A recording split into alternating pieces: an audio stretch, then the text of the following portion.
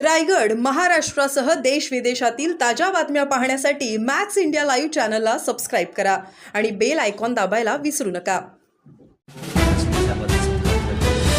त्यांनी टीका केली होती की शरद पवारांनी जायला नको होतो, खोटारडे माणूस आहेत, त्यांनी बेईमानी केली, महाराष्ट्राला लुटण्याचा ज्यांनी प्रयत्न केला त्यांच्याच पक्षात सोबत गेले ते, अशा प्रकारची टीका केली होती त्यांनी संजय राऊतांनी. ते आता शरद पवार साहेब आणि मातोश्रीचे संबंध सगळ्यांना माहिती आहे आणि पवार साहेब राजकारणातील फार बुद्धिमान व्यक्तिमत्व आहे आणि जर एखाद्या माणसाच्या कार्याचा गुणगौरव जर केला असेल तर तो त्यांचा स्वभाव आहे. पण संजय राऊतांना एकनाथ शिंदेची कोणतीही चांगली गोष्ट कधीच सहन होत नाही.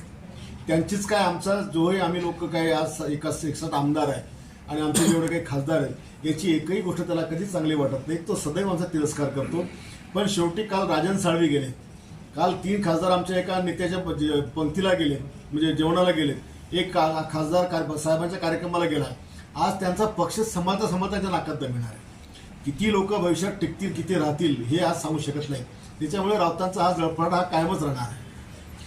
भाऊ, बुलढाण्याला प्रदेशाध्यक्ष काँग्रेसचं नवीन आता मिळालेलं आहे, कशी प्रतिक्रिया राहील तुमची त्याच्यावर? महाराष्ट्राच्या आणि देशाच्या इतिहासात कधी नाही एवढे काँग्रेसचे हाल या मराठा जनतेने या निवडणुकांमध्ये केले. अगदी काँग्रेस संपायच्या स्टेजवर लोकांनी आणून ठेवलेली आहे आणि जो कोणी प्रदेशात झाला असेल त्याच्यासमोर खूप मोठं आव्हान पक्ष सांभाळण्याचं आहे, पक्षातली मंडळी सांभाळण्याचं आहे आणि त्याच्यामुळे काँग्रेस पक्षाला उभारी घेण्याकरता नवनियुक्त प्रदेशाध्यक्ष काँग्रेसने दिला, पण हे मोठं आव्हान त्यांना पेलावं लागणार आहे. खूप काम त्यांना करावं लागणार आहे.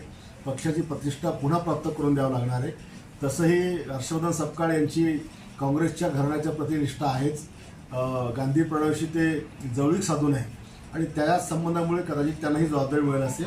त्यांनी ती जबाबदारी योग्यरित्या पार पाडावी अशी माझी त्यांना म्हणजे शुभेच्छा आहे. जे आहे देवेंद्र फडणवीस, एकनाथ शिंदे साहेबांनी जे घेतलेले निर्णय ते बाद करतायत आणि त्यांच्या विरोधात मत जात आहेत, त्यामध्ये अंतर वाढत आहे त्या दोघांमध्ये. काय अजून तर काही असं कुठला निर्णय घेतलेला रद्द झालेला नाही आहे आणि मुळात एकनाथ शिंदे साहेब अजून पूर्णपणे 100% तरी कामामध्ये आलेल्या पाहायला मिळत नाही. येतात ते पण अजून पूर्णपणे जसं मागच्या काळात त्यांनी झोकून दिलं असं काही सुरुवात केली नाही. अजूनही सरकारच्या कामांनाही फार काही अजून वेग आलेला नाही. त्याच्यामुळे कुठले काम थांबलेलं असं काही आम्हाला पाहायला आलं नाही.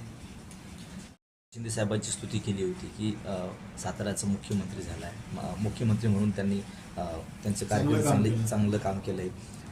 कुठेतरी संजय राऊत हे विरोधात बोलत आहेत.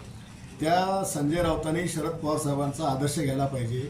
जर ते शरद पवारला नेता मानतात संजय राऊत आणि त्यांचे नेते, तर त्यांनी शरद पवार साहेबांनी जो त्यांच्या कार्याचा गुणगौरव केला. शेवटी पवार साहेब जे खरं आहे तेच बोलतात आणि त्यांनी त्यांचं जर कामाचं कौतुक केलं असेल तर तो हा आदर्श यांनी घ्यायला पाहिजे. बरं.